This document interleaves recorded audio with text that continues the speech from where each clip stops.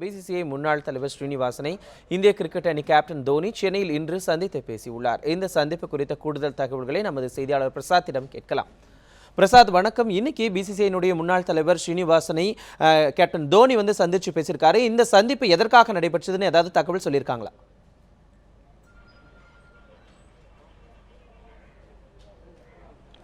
நிச்சயமாக காலை 10:15 மணிக்கு சென்னை போர்ட் கிளப்பில் உள்ள என் சீனிவாசன் அவர்களின் வீட்டுக்கு இந்திய கிரிக்கெட் அணியின் கேப்டன் தோனி அவர்கள் வருகை புரிந்தார். கிட்டத்தட்ட 1 மணி நேரம் தொடர்ச்சியாக அவர்களுடைய சந்திப்பு நடந்தது.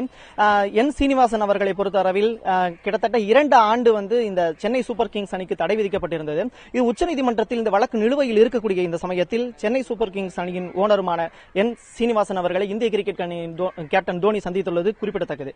இந்த சம்பவம் கிட்டத்தட்ட ஒரு மணி நேரம் நடந்திருக்கக்கூடிய இந்த சந்திப்புல தோனியை பொறுத்தளவுல ஒரு 8 செஷன் சென்னை சூப்பர் கிங்ஸ் அணியோட கேப்டனா விளையாடி இருக்காரு. இந்த சூழ்நிலையில சென்னை சூப்பர் கிங்ஸ் அணிக்கு உச்சநீதிமன்றம் 2 ஆண்டுகள் தடை விதிக்கப்பட்டிருந்தும் குறிப்பிடத்தக்கது.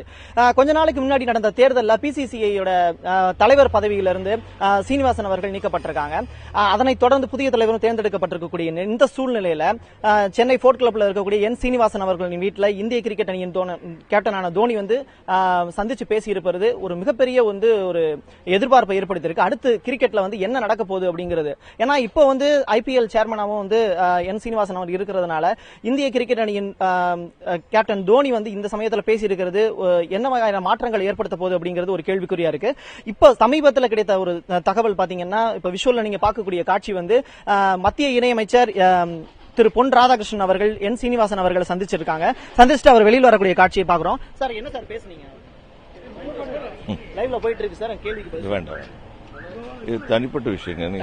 என்ன பேசுனீங்க? தோனி பேசுனது அவர் பேசுனது அவங்கள்ட்ட கேளுங்க. நீங்க என்ன சார் பேசுறீங்க? வேறங்க திருமண அழைப்புதல் கொடுக்க போனோம். தன்னுடைய தனிப்பட்ட பர்சனல் விஷயத்துக்காக திரு பொன் ராதாகிருஷ்ணன் அவர்கள் என் சீனிவாசன் அவர்களை சந்திச்சு பேசினதா சொல்லியிருந்தாலும் கிரிக்கெட் வட்டாரத்தில் இது ஒரு மிகப்பெரிய பரபரப்பு ஏற்படுது. ஏன்னா மத்தியில பாஜக ஆட்சியில் இருக்கிறதுனாலையும் என் சீனிவாசன் அவர்கள் அரசியல் ஒரு மிகப்பெரிய அளவுல மிகப்பெரிய அளவுல ஒரு சப்போர்ட் இருக்கிறதுனாலையும் இந்த சந்திப்பு ஒரு மிக குறிப்பிடத்தக்க அளவுல இருக்கிறதா சொல்லப்படுது அரசியல் வட்டாரத்தில். தொடர்ந்து 12 மணி அளவுல என் சீனிவாசன் அவர்களை பாஜக மூத்த தலைவர் சுப்பிரமணியன் சாவி அவர்கள் சந்திச்சு பேச இருக்காங்க. அவர்களுக்கு இடையான சந்திப்புல திரு பொன் ராதாகிருஷ்ணன் ஈடுபடுவாங்களா அப்படிங்கிறது தெரியல. தொடர்ந்து 12 மணி அளவுல அவங்களுக்கான சந்திப்பு இருக்கலாம் அப்படின்னு எதிர்பார்க்கப்படுது. சுப்பிரமணியன் சுவாமி அவர்கள் என் சீனிவாசனை சந்திக்கிறது உறுதியா இருக்கு. அவர் அவரோட என் சீனிவாசன் அவரோட கெஸ்ட் ஹவுஸ்ல போர்ட் கிளப்ல இருக்கக்கூடிய கெஸ்ட் ஹவுஸ்ல சுப்பிரமணியன் சுவாமி அவர்கள் சந்திச்சு பேசுறதா தகவல் கிடைச்சிருக்கு. பிரசாத், இப்போ பார்த்தீங்கன்னா ஐபிஎல்ல சென்னை அணி தடை செய்யப்படக்கூடிய இந்த தருணத்தில் சென்னை அணியுடைய கேப்டனாக இருந்த தோனி தற்பொழுது பிசிசிஐனுடைய முன்னாள் தலைவரான ஸ்ரீனிவாசனை சந்தித்து பேசியிருக்கிறது கிரிக்கெட் வட்டாரத்தில் எந்த மாதிரி கருதப்படுது பிரசாத்?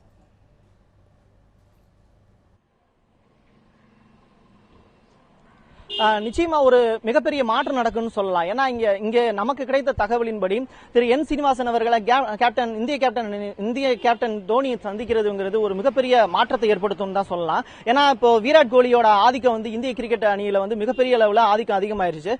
சீனியர் வீரர்கள் எல்லாமே ரிட்டையர் ஆயிருக்கக்கூடிய சூழல்ல விராட் கோலி அடுத்து தலைமை ஏற்கிறதுக்கான வாய்ப்புகளும் அதிகமா இருக்கு. அவர் எப்ப அடுத்து முழுமையா இந்திய கிரிக்கெட் அணியை தன்னோட கட்டுப்பாட்டுக்குள்ள கொண்டு வர போறாரு அப்படிங்கிறது ஒரு கொஸ்டின் மார்க். அதனை தொடர்ந்து இப்போ நடக்கக்கூடிய சம்பவங்கள் பார்க்கும்போது இந்த போர்ட் கிளப்ல சென்னை போர்ட் கிளப்ல அதற்கான ஆரம்பமா தான் பார்க்கப்படுது. ஏன்னா தோனியை பொறுத்த அளவுல இந்திய கேப்டனா கிட்டத்தட்ட பல காலங்கள் இந்திய அணியின் வெற்றி கேப்டனாகவும் சிஎஸ்கேல ஒரு மிகப்பெரிய ஒரு வெற்றி கேப்டனாகவும் ஒர்க் பண்ணிட்டு இருக்காரு, விளையாடிட்டு இருக்காரு. இந்த சூழ்நிலையில தோனியோட சந்திப்பு என் சீனிவாசன் அவர்களுடைய சந்திப்பு சிஎஸ்கேல அடுத்த கட்ட என்ன நடவடிக்கை எடுக்கலாம் அப்படிங்கறத பத்தியும் பேசியிருக்கிறதா தகவல் வெளியாயிருக்கு. இந்திய கிரிக்கெட் அணியின் தோனியை பொறுத்த அளவுல சென்னை சிஎஸ்கேல கிட்டத்தட்ட 8 செஷன் விளையாடி இருக்காரு. தொடர்ந்து அவரே கேப்டன் விளையாடுவாரா இல்ல என் சீனிவாசன் இருக்கக்கூடிய நெருக்கடிகள் என்னென்ன, அதுல கேப்டன் தோனிட்ட என்னென்ன மாதிரியான கருத்துக்கள் அவர் கேட்டிருக்காரு, என்னென்ன மாதிரியான அடுத்து நெக்ஸ்ட் என்ன பண்ணலாம் அப்படிங்கறத அவர்கிட்ட கேட்டு தெரிஞ்சுக்கிட்டாங்க. விளையாட்டு ரீதியா மத்திய இணையமைச்சர் பொன் ராதாகிருஷ்ணனும் தன்னோட பர்சனல் விஷயத்துக்காக வந்து அவரை பார்த்து பேசினதா சொல்லியிருக்காங்க. தொடர்ந்து வந்து சுப்பிரமணிய சுவாமியும் வந்து இன்னைக்கே வந்து என் சீனிவாசன் அவர்களை தொடர்ந்து பேச இருக்கிறதுங்கிறது ஒரு என்ன மாதிரியான பாதிப்பு கிரிக்கெட்ல ஏற்படுத்த போது? இது என் சீனிவாசன் அவர்களுக்கு ஆதரவான ஒரு விஷயமா இருக்குமா? தொடர்ந்து சிஎஸ்கே வந்து நடத்தக்கூடிய கிரிக்கெட் போட்டிகள் தடை இல்லாமல் நடக்குமா?